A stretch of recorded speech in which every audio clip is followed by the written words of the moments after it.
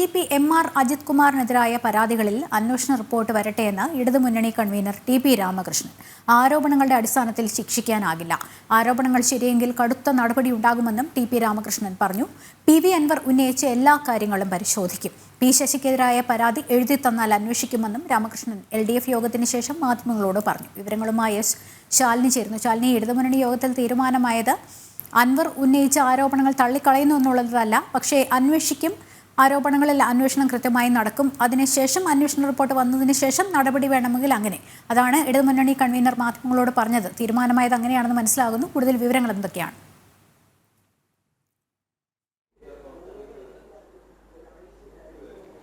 ലക്ഷ്മി, സംസ്ഥാനത്തെ ക്രമസമാധാന ചുമതലയുള്ള ADGP MR അജിത് കുമാറിനെതിരെയാണ് കഴിഞ്ഞ കുറേ ദിവസങ്ങളായി വലിയ രീതിയിലുള്ള വിമർശനങ്ങൾ, ആരോപണങ്ങൾ ഉയരുന്നത്. കഴിഞ്ഞ ഇടതുമുന്നണി യോഗത്തിലടക്കം ഈ വിഷയം ഉരുതിരിഞ്ഞെത്തിയതുമാണ്. ഇതിന് പിന്നാലെയാണ് ഇന്ന് ചേർന്ന ഇടതുമുന്നണി യോഗത്തിൽ നിർണായകമായിട്ടുള്ള ചില തീരുമാനങ്ങൾ, നടപടികളൊക്കെ തന്നെ സ്വീകരിച്ചിട്ടുമുള്ളത്. MR അജിത് കുമാറിനെ സംസ്ഥാന സർക്കാരും മുഖ്യമന്ത്രിയും CPM-ഉം സംരക്ഷിക്കുന്നതിന് സമാനമായി തന്നെ ഇടതുമുന്നണിയും സമാന നിലപാടെടുത്തിട്ടുണ്ട് എന്നുള്ളതാണ് നമുക്ക് വ്യക്തമാക്കുന്നത്. യോഗത്തിന് മുൻപ് RJD-യും CPM ഒക്കെ തന്നെ അവരുടെ വിമർശനങ്ങൾ, നടപടി സ്വീകരിക്കണമെന്ന വ്യക്തമായ നിലപാട് മാധ്യമങ്ങൾക്ക് മുൻപിൽ വ്യക്തമാക്കിയതാണ്. പക്ഷേ ആ നിലപാട് മുഖ്യമന്ത്രി അടക്കമുള്ളവർ യോഗത്തിൽ ഇല്ലാതാക്കി എന്നുള്ളതാണ് ഏറ്റവും ശ്രദ്ധേയമായിട്ടുള്ള കാര്യം. മുഖ്യമന്ത്രി അടക്കമുള്ളവർ യോഗത്തിൽ പറഞ്ഞിട്ടുള്ളതും അത്തരത്തിൽ തന്നെയാണ്. അന്വേഷണം നടക്കുകയല്ലേ, നടന്നതിന് ശേഷം അന്തിമമായ റിപ്പോർട്ട് ലഭ്യമായതിനു ശേഷം മാത്രം ഒരു നടപടിയിലേക്ക് കടന്നാൽ മതി, ആരോപണ വിധേയൻ എന്ന രീതിയിൽ നടപടികൾ വേണ്ട എന്നുള്ളതാണ് മുഖ്യമന്ത്രി സ്വീകരിച്ചിരിക്കുന്ന നിലപാട്. ഈ നിലപാടിനോട് ചേർത്ത് വയ്ക്കുന്നത് തന്നെയാണ് LDF കൺവീനർ TP രാമകൃഷ്ണന്റെ പ്രതികരണം എന്നുള്ളതാണ് ഏറ്റവും ശ്രദ്ധേയമായിട്ടുള്ള കാര്യം. പരാതികൾ ഉണ്ടായിട്ടുണ്ട്. PV അൻവർ MLA അടക്കമുള്ളവർ പരാതി നൽകിയിട്ടുണ്ട്.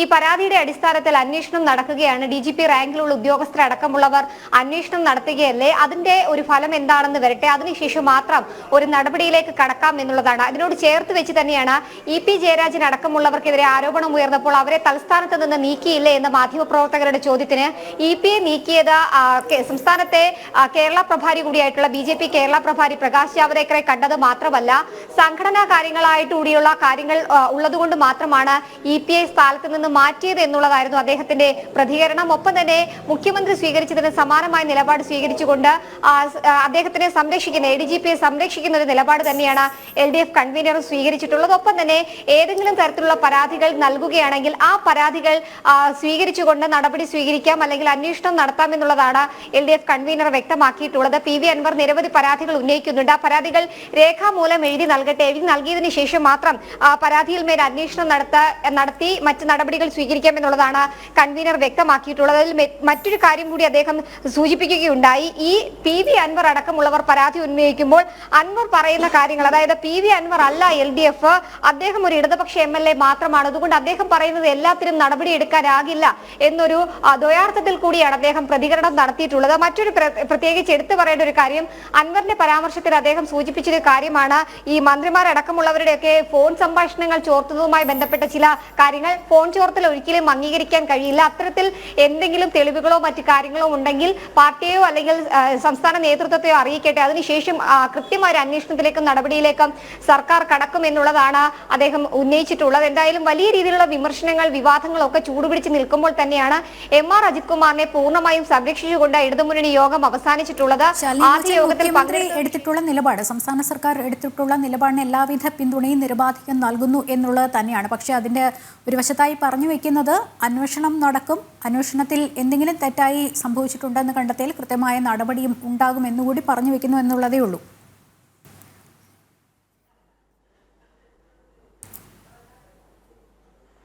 ലക്ഷ്മി, അത് തന്നെയാണ്. നാക്കുപിഴ അടക്കം പറഞ്ഞുകൊണ്ട് LDF-ന്റെ പുതിയ കൺവീനർ TP രാമകൃഷ്ണൻ ഒരു കാര്യം ഈ മാധ്യമങ്ങളോട് സംസാരിക്കുമ്പോൾ പറയുകയുണ്ടായി.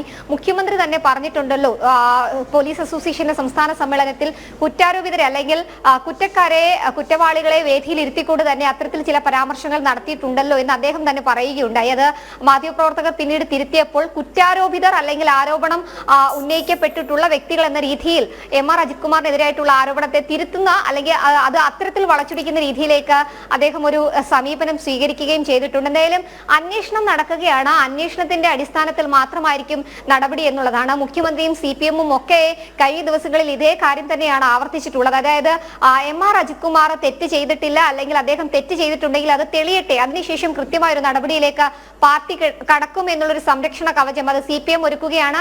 സംസ്ഥാന സർക്കാരും ആഭ്യന്തരമന്ത്രി പിണറായി വിജയൻ അടക്കമുള്ളവർ അത് ഒരുക്കുന്നുണ്ട്.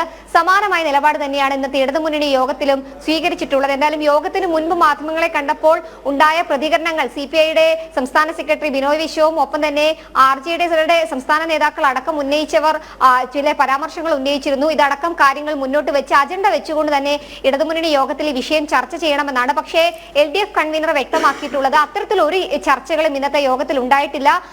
ഒപ്പം തന്നെ മറ്റ് ചില സംഘടനാപരമായിട്ടുള്ള കാര്യങ്ങളും വയനാട് പുനരധിവാസം അടക്കമുള്ള കാര്യങ്ങൾ മാത്രമാണ് ഇന്നത്തെ ഇടതുമുന്നണി യോഗത്തിൽ ചർച്ചയായിട്ടുള്ള ഒരു ന്യായീകരണമാണ് അദ്ദേഹം നടത്തിയിട്ടുള്ളത്. എന്തായാലും വരും ദിവസങ്ങളിലും വിഷയം ചൂടുപിടിച്ച് നിൽക്കുമ്പോൾ ഇടതുമുന്നണിയെ സംബന്ധിച്ചിടത്തോളം വലിയ രീതിയിലുള്ള തലവേദനയാകും ഈ വിഷയം എന്നുള്ളതിൽ സംശയമില്ല. നിൽക്കുമ്പോൾ എന്ന് പറയുമ്പോൾ അൻവർ വീണ്ടും ആരോപണങ്ങൾ ഉന്നയിക്കുന്ന ഒരു സാഹചര്യം എന്നുള്ളതിലേക്കാണ്. ഒരുപക്ഷെ അൻവർ ഇങ്ങനെ പരസ്യമായി ആരോപണങ്ങൾ ഉന്നയിക്കുന്ന കാര്യത്തിലും അതിലും ഒരു മിതത്വം പാലിക്കണമെന്നൊരു സമവായമൊക്കെ ഒരുപക്ഷെ അങ്ങനെ ധാരണ ഉണ്ടായിരിക്കാമോ? അങ്ങനെ ഒരു തീരുമാനം കൂടി ഇപ്പോൾ LDF യോഗത്തിൽ വന്നതിന് മുൻപായി അങ്ങനെ ഒരു തീരുമാനം കൂടി ഉണ്ടായിരിക്കാം എന്ന് ഊഹിക്കാമോ?